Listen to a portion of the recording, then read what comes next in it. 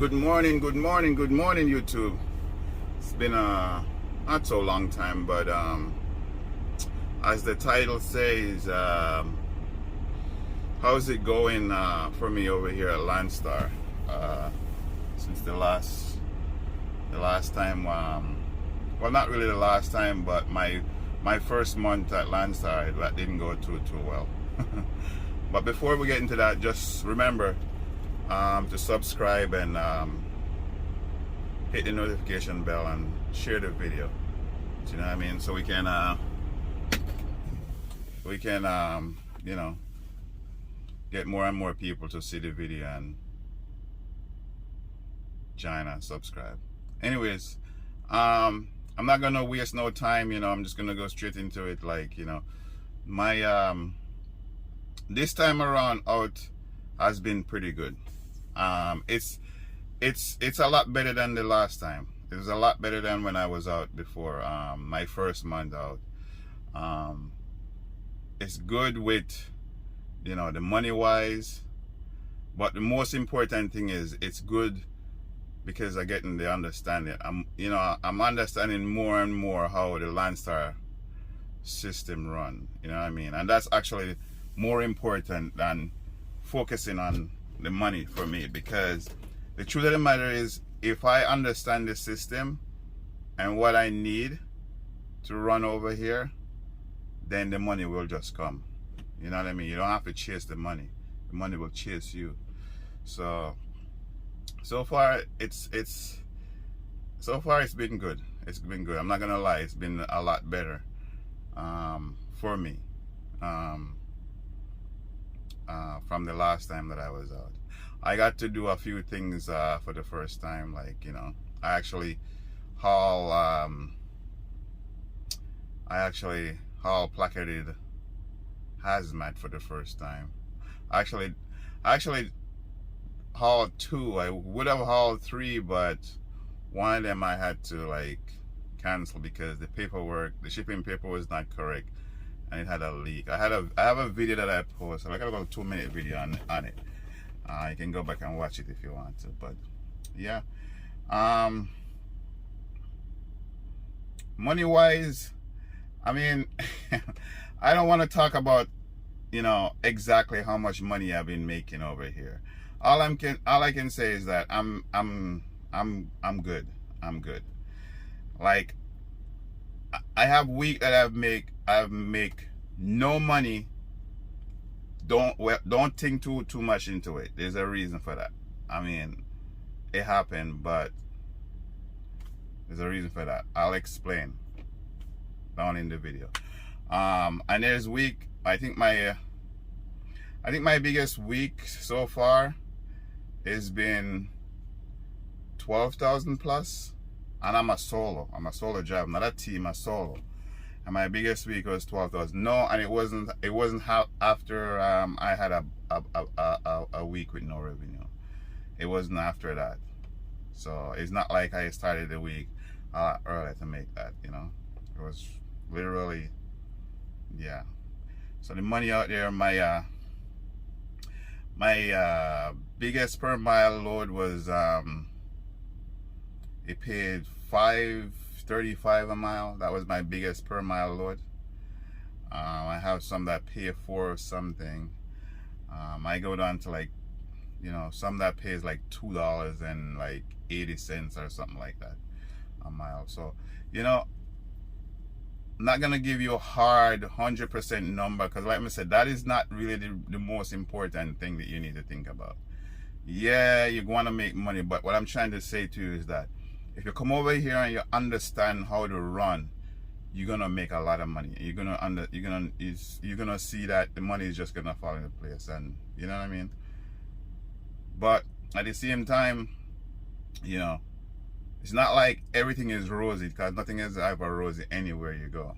But you have to try to understand it and work with what you can work with. You understand? Deal with what you can deal with and make the best of it, and then you'll survive. You'll definitely survive, because like I said, this month was pretty good. It was good. It was good. I learned it was good not because, like I said, it was good not because of money, because of the money that I make, but it's also because of the fact that I learned a lot. I learned a lot about how to run, where to run, you know. And I'm telling you, I learned this not the easy way, but the hard way. But it's for me. You understand? It helps me, and if it can help you, if you try to come over here, I'm not talking about the people them that, like, you know, has been here forever, like, you know, or, you know the system. Talking if you're coming over here, your first few months or so will feel like, yeah, what the hell happened, you know, because I feel like that. If my first video was kind of like that. So you get in and you learn to talk, to deal with the agents. A lot of agents problems are still there.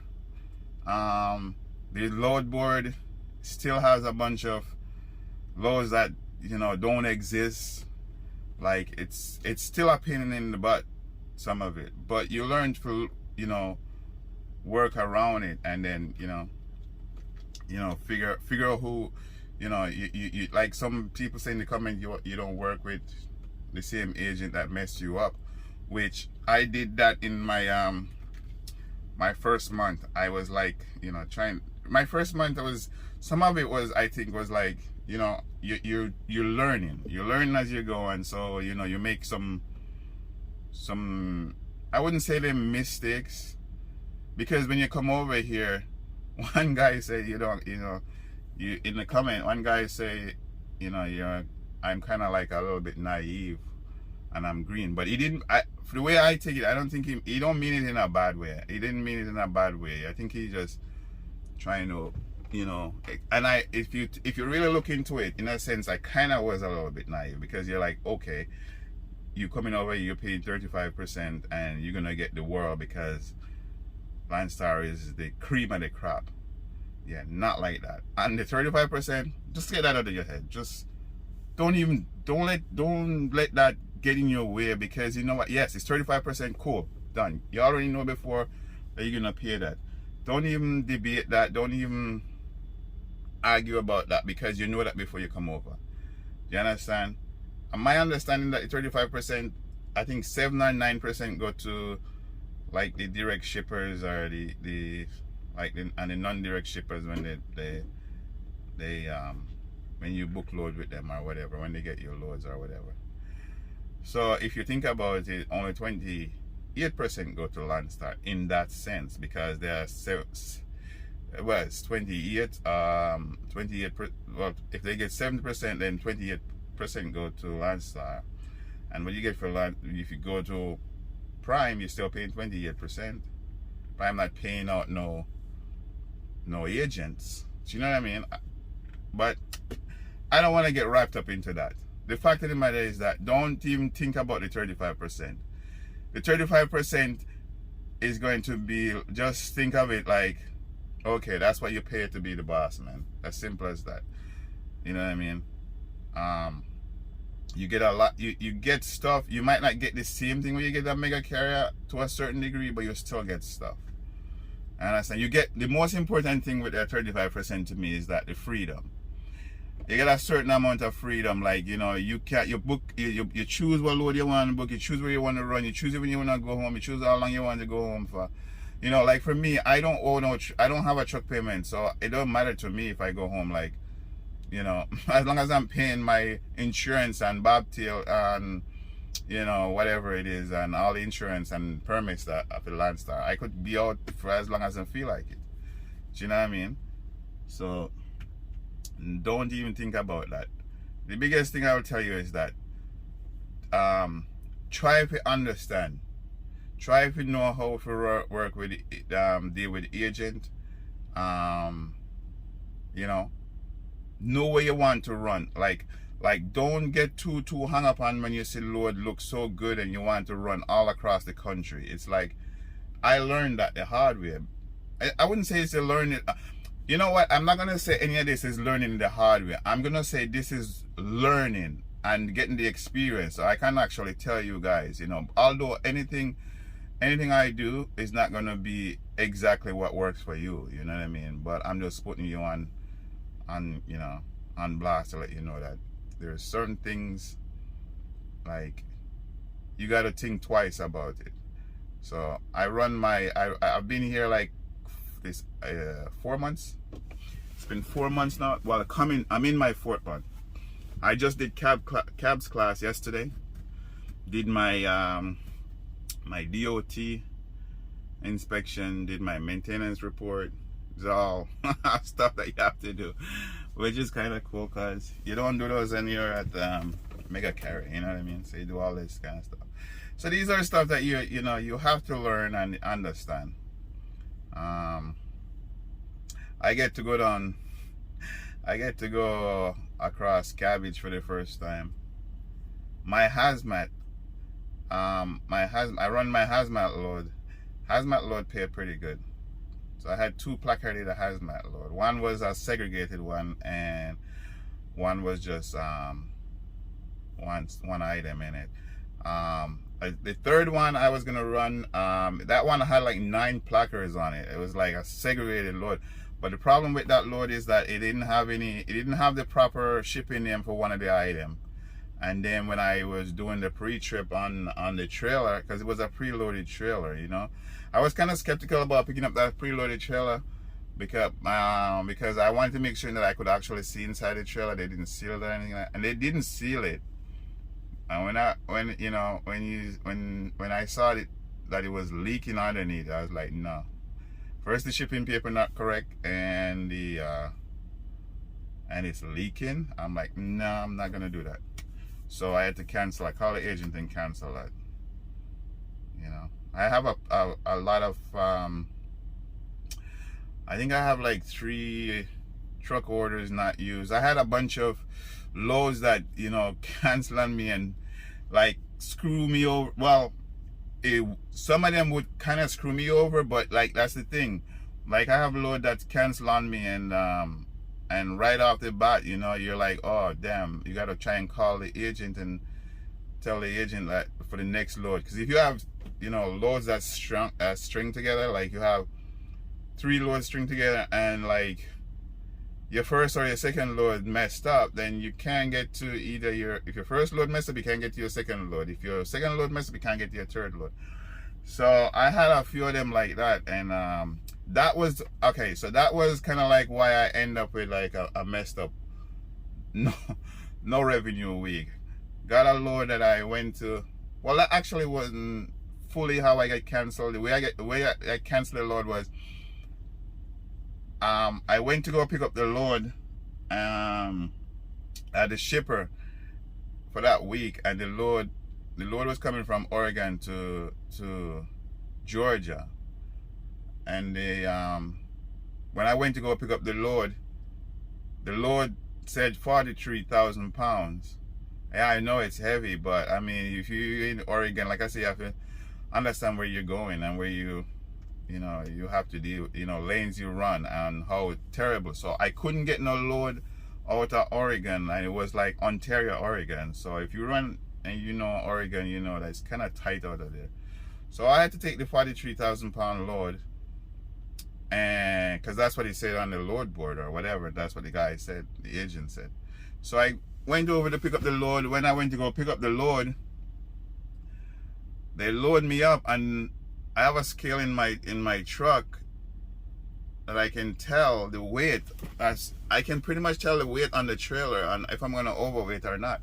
And so sure enough, when I check my scale, they load me overweight. So I said, no, this is not supposed to be. So there's a scale just right by the shipper. There's like a Love's, and I went down there and scaled the load.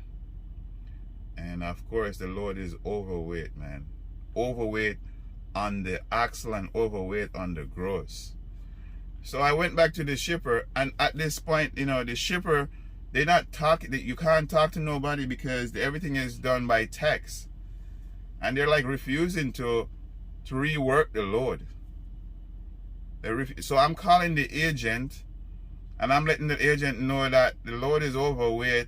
Even on the bill of lading, it says that it's overweight. When they Because what they do is they put the paperwork in the back. So when you open, when they finish loading you, they put the paperwork in the back and they seal and everything. No. They don't put the paperwork. They email the paperwork to you. That's what it is. No, they seal, because they have to seal it from inside. They open the door from inside and seal from inside, and then and then they seal it from inside, and then they email you the paperwork. When you look at the bill of lading, it says it shows 45,000 plus. I'm like, yo, that's crazy. So anyways, call the agent.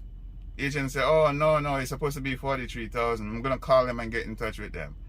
Yo, that was like I don't know, that was like I want to say like the ending part of June. We're now in July, and I still haven't heard from that agent. But anyways, I when I didn't hear from the agent, I called Landstar and I explained what's going on, and I told them I'm not leaving with this load because it's overweight, and they said no, we don't want you to leave with the load.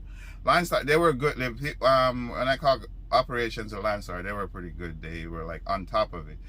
So anyways, I got back in touch with them, with Landstar, after I hang up and talked to them. I got in touch with the shipper back through text, and they're refusing. They don't want to unload me. They're not gonna rework it. They can't take one pallet off. They can't this, they can't that. That's not their protocol. So I said, okay, well, it's either you're gonna have to rework the load where I'm legal to run, or you're gonna have to take the entire load off. Oh, they refused to rework the load. I got back in touch with Landstar operations. They said, well, you don't leave there until they let it your load be legal, or they take everything off. I said, at this point, I don't even want them to rework the load. I just want them to take it off the truck. Just take it off. So I kept going back and forth until eventually the shipping manager come out there and decide to and was talking to me, and then he said, I said, look, I don't want you to rework the load no more. Just since you keep saying that you can't rework the load and you're not giving me that option, just take it off, because I'm not leaving here until, he's like, you're probably gonna have to wait until Monday, because this was like a Friday. I'm like, I don't care, I'm just not gonna run with this load, because he was thinking I was just gonna, if he tells me that, I'm gonna go with the load. I said, no, just take it off, get rid of it. So I got stuck in Ontario, Oregon because of that load. So that was the reason why I ended up with no money that week, because that was supposed to be a good pay. It wasn't the best paying load, but it was getting me out of Oregon, and I would have had I would have had money. And yeah, it didn't really work out that way. So, and that happened. So, you know what I mean? So at the end of the day, I still make a lot. I still make money. Especially what I make for the month, it's like for what I make for the whole time, it's like good, especially for the fact that we're in a slow time. You know what I mean? Like, the market is like, it's not the best. The trucking freight market is not the best. So it was good. It's good. So yeah, now I'm over here and I'm getting ready to go home. I've been out for a little while, so did my cabs class, like I said, and now I'm ready to go home. And now I'm ready for the next phase, you know. No, I'm not getting no own authority. People like to say when you're not happy at somewhere, get your own authority.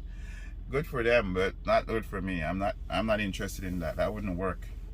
I mean, that would probably be like the dumbest idea I probably do, because I don't think that would work pretty good for me. But anyways, I just want to let you guys know that I'm over here. Things are going good. I'm learning a lot. I'm understanding a lot more with the Landstar thing. You know, things we still have problem with the load board with a lot of, you know, not good agent. There's still a lot of not good agent. I'm gonna tell you this truth. I'm not gonna lie to you. There's agents that are just like, But then, you know, you keep a journal or keep a list, your black list of the agent them that, you know, don't work good for you. Because you have the choice to not use them, so don't use them. But the problem with it is that a lot of the loads too that are like double brokered and triple brokered and all that stuff. So it's just, you have to learn to, it sucks that you have to do these stuff, but you know, it's a business that you're running, and if you want your business to run, you know, the best, you have to do what's best for your business, you know what I mean? So, you know, my business, I'm not gonna, like, take for instance, when I get load that cancel on me, I could just throw up my hand and say, God damn it, then what am I gonna do? You know what I mean? No, you try to find a load, like my biggest week was like 12,000 plus. I could have had a bigger week that was like $15,000, but because that hazmat load was no good, that I had to scramble to find a new load, which, you know, so, you know, it's like it's a challenge, but it is a business. Just remember, business, that's what they are. They have challenges, and you just have to roll with the punches. But for me right now, I'm cool. I'm good. I see a good future for me with this. You know what I mean? I'm not gonna be like, okay, everything is perfect. No, because we don't live in a perfect world. So, but anyways, that's my little 2 cents. I'm going great over here at Landstar. I'm going on home time now. I got some stuff to go finish up from the last time I didn't finish it up, so now I'm gonna go finish them up. I was out for a while. I was out for a while this time. I think I was out for like, I don't know, month and a half, almost 2 months. So yeah, pretty penny. So I'm ready for the next step. I really am ready for the next step. So anyways, thanks for watching the video. Don't forget to subscribe, share the video, post a comment, or, you know, thumbs up, thumbs down, whatever you like. But yeah, I'll keep making some more videos. I'm gonna make a video about Prime, my time at Prime. I'm gonna do that while I'm on home time.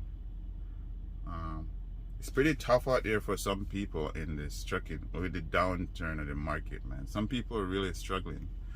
I mean, that was one of the best things that I could have done, was get my truck before the high price of truck and actually pay off my truck a year before. You know what I mean? That was like the one of the best things that happened to me, because some people with this down market are really struggling. Like, I mean, it's the cycle, but it kind of sucks. Anyways, guys, don't forget to subscribe, like I say. Peace out.